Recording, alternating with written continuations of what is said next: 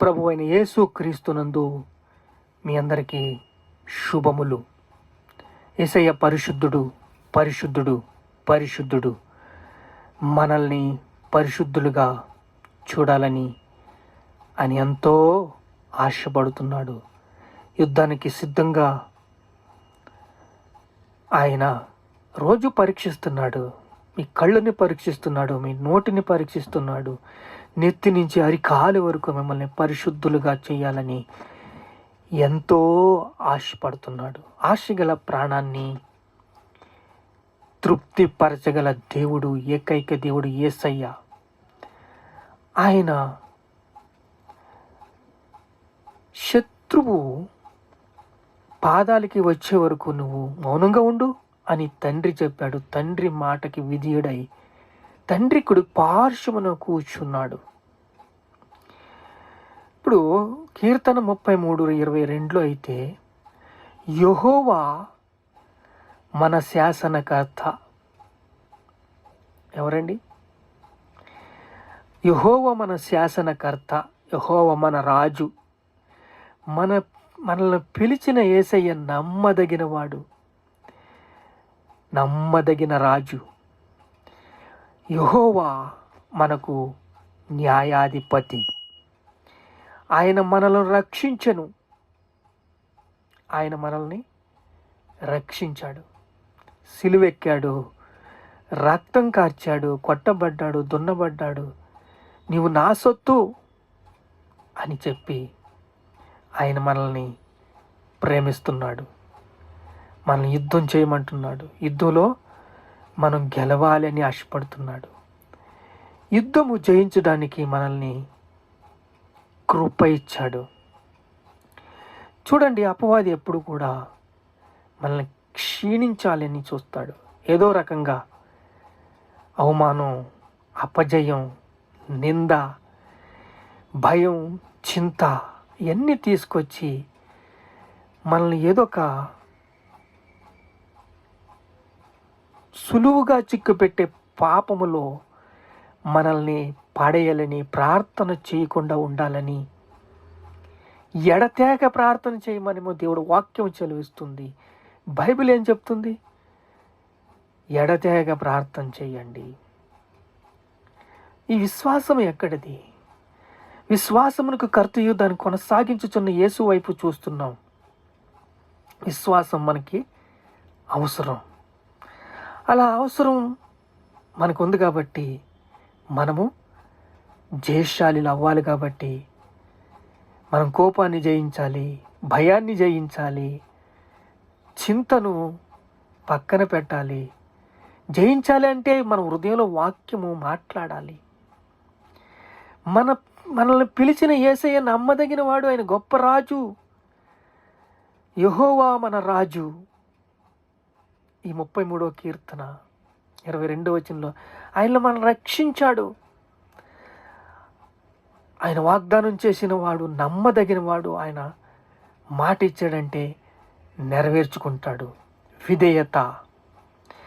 విధేయత మనల్ని ఎలా నడిపిస్తుందంటే, ప్రతి సత్కార్యము పూర్ణముగా సిద్ధపాటు, మెలకువ, జ్ఞానము ఇవన్నీ కూడా దేవుడి వాక్యానికి విధేయులై జీవించడానికి ఆయన కృప మనల్ని ఎంతో దోహదపడుతుంది. చూడండి, ప్రతి సత్కార్యము సంపూర్ణంగా సిద్ధపడి చేయాలంటే మనం ఉపదేశం, దేవుని సన్నిధిలో నా కాడి సులువైంది, నా భారము తేలికైంది, నా పాదాల దగ్గరికి రండి, నా మాటలు వినండి, నా మాటలు విని నా మాట ప్రకారంగా జీవించండి, నా మాట ప్రకారంగా యుద్ధాన్ని కొనసాగించండి అని దేవుడు చెప్తున్నాడు. చూడండి, పేతురు రాసిన పత్రిక 2వ అధ్యాయం 23వ వచనం అయితే, ఆయన దూషించబడి బదులు పలకలేదు, శ్రమపడి న్యాయాధిపతిగా తీర్పు తీర్చలేదు, దేవునికి తన్ను తాను అప్పగించుకున్నాడు. మనల్ని మనం దేవుడికి అప్పగించుకుందాం, యేసయ్యకి అప్పగించుకుందాం. యేసయ్య మనల్ని పిలిచాడు, నమ్మదగిన వాడు. ఆయన రాజు, ఆయన పరిశుద్ధుడు, శాసనకర్త. ఆయన మన రాజు. ఆయన మనల్ని రక్షించాడు. ఆయన మనల్ని ప్రేమిస్తున్నాడు. ఆయన దూషించబడి బదులు పలకలేదు. న్యాయంగా తీర్పు తీర్చి దేవునికి తన్ను తాను అప్పగించుకున్నాడు. మనం పాప విషయమై చనిపోయి నీతి విషయమై జీవించినట్లు ఆయన తానే తన శరీరమందు మన పాపల విషయమై మాను మ్రీద మోసుకుని ఆయనే తాను తన శరీరము మన పాపములను మ్రాను మీద మోసుకొనెను. ఆయన పొందిన గాయముల చేత మనము స్వస్థత పొందుతున్నాము. గొర్రెల గొప్ప కాపరి అని యేసయ్య ఆయనే తానే తన శరీరమందు మన పాపములను భరించాడు, మన వ్యసనాలు భరించాడు. మనం యుద్ధం చేయమంటున్నాడు. ప్రార్థన చేయాలంటే చాలు దురాత్మ శక్తులు, దుష్ట శక్తులు, అంధకార శక్తులు, చీకటి శక్తులు పీడి పట్టి ప్రార్థన చేయకుండా ఎన్ని రాత్రులు మనల్ని బంధించలేదు. చీకటి శక్తులు విజయము సాధించాలని దేవుడు కోరుతున్నాడు, జయించాలని దేవుడు కోరుతున్నాడు. నీవు నా పక్షాన ఉన్నవా, అపవాది పక్షాన ఉన్నవా? నీతికి దాసుడిగా ఉన్నవా, పాపానికి దాసుడిగా ఉన్నవా? దేవుడు అడుగుతున్నాడు. నా స్వరక్తం ఇచ్చి కొన్నానే, ఎక్కడ నీ విశ్వాసం? విశ్వాసమునకు కర్తయు దాన్ని కొనసాగించుచున్న యేసు వైపే చూస్తున్నావా? విశ్వాసం లేకుండా దేవుడికి ఇష్టడై ఉంట అసాధ్యము. దేవుడు అడుగుతున్నాడు. ఏది? ఇన్ని రోజులు చెట్టుని తవ్వాను, పిండేసాను, చెట్టు అయితే పచ్చగా ఉంది కానీ పళ్ళయి ఫలాలయ్యి. వై? ఎందుకు నువ్వు ఫలిస్తలేదు? అంటే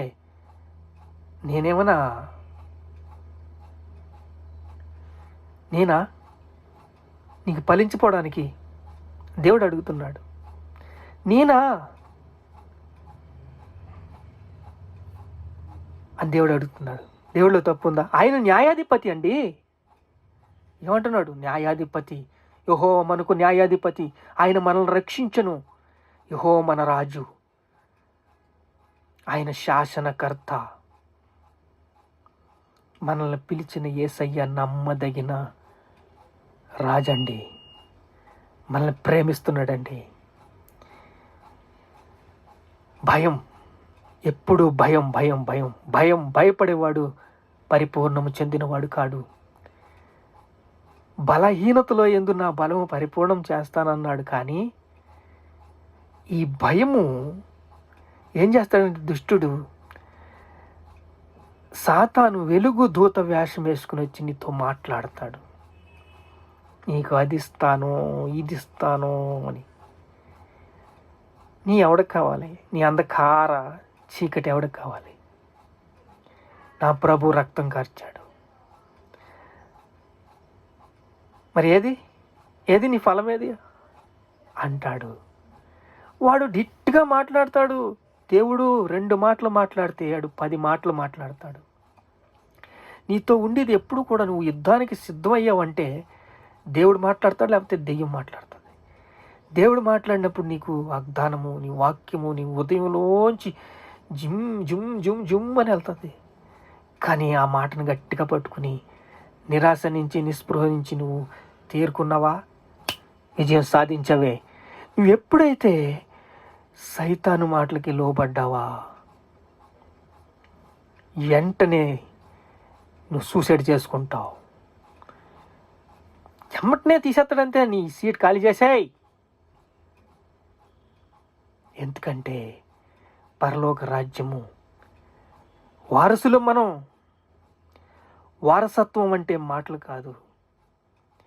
పరలోక రాజ్యానికి మనము వారసులం. విలువ పెట్టి కొన్నాడు, రక్తం ఇచ్చి కొన్నాడు. ఆయన పరిశుద్ధుడు. మనల్ని పరిశుద్ధులుగా ఉండమన్నాడు. మనల్ని ఆయన ప్రేమిస్తున్నాడు. ఆయనతో మనము ఎలా ఉండాలి? బాగా తవ్వాడు, పిండేశాడు, ఎరువేశాడు, ఫలాలేయి అని అడుగుతున్నాడు. నరికేస్తా ఇంకా. బాబు తోటమాలి అంటే యేసయ్య తోటమాలిలో ఆయన తగ్గించుకుని తన్ను తాను అప్పగించుకుని ఒక్క సంవత్సరం ఆగాయ. ఒక్క సంవత్సరం ఈ చెట్టు ఎలా ఫలిస్తుందంటే నాకు తెలుసు. అబ్రహాము కూడా ఇలా నలిగిపోయాడు. అబ్రహాము దేవుడు నమ్మెను, అది అతనికి నీతిగా ఎంచబడ్డది. ఎందుకో తెలుసా? అబ్రహాము ఎక్కడ నిరీక్షణ ఉంచాలి, కానీ అబ్రహాము పిల్లలు లేరు. పిల్లలు పుట్టారా? అబ్రహామా, నీకు పిల్లల్ని ఇస్తాను. పుట్టారు. పుట్టిన తర్వాత నేను ఒకానొక కుమారుని తీసుకొచ్చి నాకు మొరియా కొండ మీద బలిగి. ఎందుకు? వై? ఏంటి ప్రభువా అని అడిగాడా? న్యాయాధిపతి అండి ఆయనగా ఇక్కడ చెప్తున్నాడు. యెషయా గ్రంథం 33వ అధ్యాయం 22వ వచనము. యెహోవా మనకు న్యాయాధిపతి, ఆయన మనల్ని రక్షించను. యెహోవా మన శాసనకర్త, యెహోవా మన రాజు. యెషయా గ్రంథం 33వ అధ్యాయం 22వ వచనము. యెహోవా మన శాసనకర్త, యెహోవా మనకు న్యాయాధిపతి, ఆయన మనల్ని రక్షించాడు. న్యాయాధిపతి ఆయన. యేసయ్య అంటాడు, ఒక్క సంవత్సరం ఆగయా, ఇది ఫలిస్తుంది. ఎందుకంటే నా స్వరక్తం ఇచ్చి కొన్నాను. ఈ బిడ్డ అద్భుతంగా ఫలిస్తాడు. అందరిలాంటి వ్యక్తి కాదు. ఈ చెట్టు ఫలిస్తుంది, నాకు తెలుసు అని ఒక్క సంవత్సరం ప్లీజ్ ఒక్క సంవత్సరం.